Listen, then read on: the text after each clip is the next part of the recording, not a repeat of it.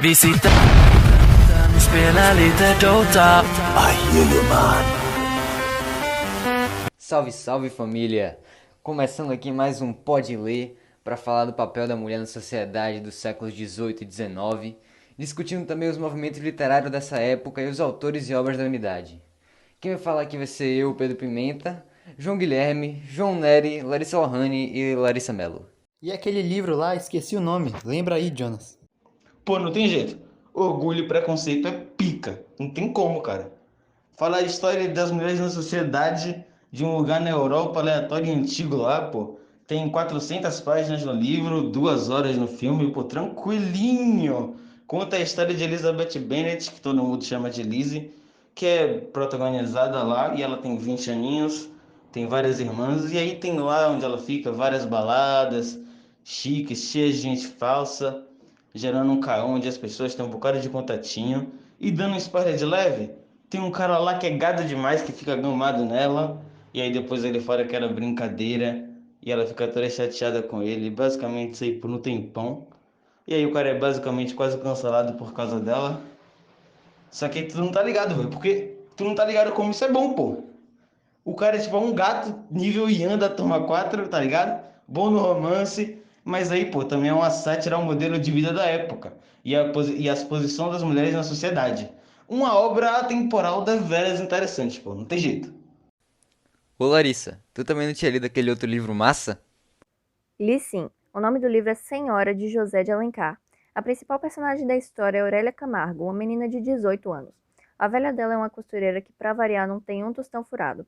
Pra piorar toda essa situação, ela quer casar com o boy Fernando Seixas, mas o mano troca ela por Adelaide Amaral, uma filhinha de papai que tem grana e que daria um din-din pra ele, mesmo que não fosse realmente apaixonada pelo cara. Daí a protagonista fica órfã e recebe uma bufunfa de herança do avô. E com todos esses pila que ela ganhou, a moça até ganha uma galera interesseira que quer pegar ela. Mas quando ela descobre que o ex está solteiro e pobre, ela decide que vai se vingar do abandono. Não, ela não tenta chutar ele na rua. Isso seria até melhor, inclusive. Mas ela resolve comprar o cara. Daí os dois se casam, né? Fernando cria vergonha na cara e vai trabalhar para ter grana suficiente para dar o que a moça pagou no casamento e comprar a liberdade de volta. Mas e aí? Será que ele vai conseguir se separar dela? Será que eles continuam juntos? E se continuarem juntos? Será que se apaixonam? Isso só dá para saber no final da obra, que por sinal é cheia de tretas e é bem interessante. Esses livros são ótimos mesmo. Agora, quem foi que escreveu eles? A Jane Austen é uma mulher que nasceu na época das cavernas, no dia 16 de dezembro de 1775. Foi criada na roça e começou a escrever textos literários quando era apenas uma guria de 12 anos. E por ela ser mulher, ela publicou os livros de forma anônima. Só depois que essa burra véia morreu, em 1817, o público ficou sabendo que ela é autora. A maior ironia disso tudo é que ela escrevia histórias românticas, mas nunca se casou. Vai entender, né? Ai, gente, o que falar de José de Alencar? Ele atuou como jornalista, crítico, advogado, dramaturgo, político e foi patrono na cadeira número 23 da Academia Brasileira de Letras. Ou seja, o cara é pau pra toda obra. E ainda nasceu dia 1º de maio, no Dia do Trabalhador, no ano de 1829. Eita, outro aí que nasceu na época dos dinossauros. Dança, gatinho, dança.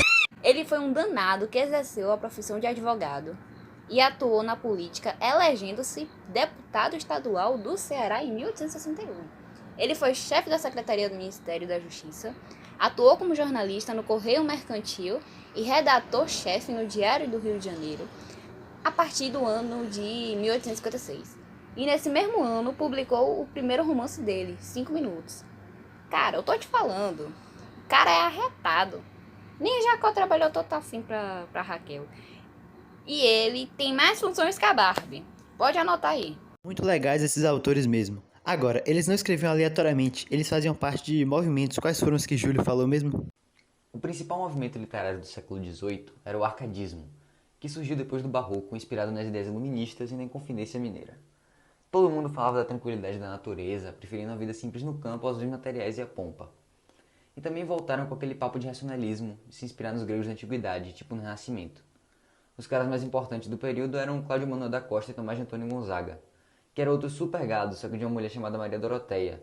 E a obra mais famosa dele foi em homenagem a ela, só que chamando a mulher por outro nome, que era Marília de Dirceu. No século XIX, o movimento mais importante foi o Romantismo, que teve muita influência da Revolução Francesa e da independência do Brasil. Uma das coisas que marcou esse período foi que os autores escreviam sobre seus próprios pontos de vista, sentimentos e impressões, se importando mais com as emoções do que com a lógica. No Brasil, o romantismo teve 3 gerações. A primeira mais influenciada pelo arcadismo, que era bastante nacionalista, sempre falando bem do índio. O principal escritor foi Gonçalves Dias. A segunda era bem mais dramática e exagerada, falava muito do amor e da morte, e o maior autor foi Álvares de Azevedo. A última focava mais nas discussões sociais, principalmente sobre a abolição da escravidão, e o cara mais importante foi Castro Alves. Em relação aos livros escritos em parágrafos e não em poemas, no Brasil a maioria era vendida nos jornais, cada dia um capítulo. Ficava até parecendo novela. Os temas eram mais ou menos os mesmos, mas eles falavam um pouco mais das burguesias nas cidades e do povo na fazenda e no sertão. Os maiores artistas foram José de Alencar e Victor Hugo na Europa. Na segunda metade desse século também surgiu um movimento importante, só que a gente nem estudou ele ainda. O nome dele era realismo. Ele apareceu bem numa época que a ciência estava na moda. Aí veio um monte de gente querendo filosofar e surgiram o positivismo e o darwinismo. Também estava no meio da segunda revolução industrial, que ajudou nessa história de ciência e tecnologia. O realismo era bem contrário do romantismo. Os caras não aguentavam mais o exagero de antes, então resolveram só falar da verdade como ela é, de forma bem direta, fazendo críticas mostrando a vida do dia a dia. Também tinha muito menos poema, gostavam mais de parágrafo. Quem mandava bem dessa época era Machado de Assis, que muita gente acha que é o maior escritor brasileiro de todos. Uau. Beleza, mas onde é que tá a mulher nisso aí, pô? Desde o começo da modernidade, houve muitos debates sobre a desigualdade de gênero. Antes do século XVIII, o sexo masculino era considerado o superior, enquanto o sexo feminino era considerado o inferior. Ao longo do século XVIII, durante diversas mudanças políticas, econômicas e sociais, novas visões do homem e da mulher foram criadas. No século XVIII, a maioria das mulheres eram totalmente subordinadas aos seus pais ou maridos. Havia muitos episódios de agressão e de perseguição. Há casos de mulheres que abandonaram o matrimônio em busca de viver uma vida autônoma. Essas mulheres eram marginalizadas e viviam em exclusão e miséria. No começo do século XIX, uma mulher sair da rua desacompanhada era mal vista pela sociedade. Com o passar do tempo, as mulheres começaram a ocupar lugares que eram somente ocupados por homens.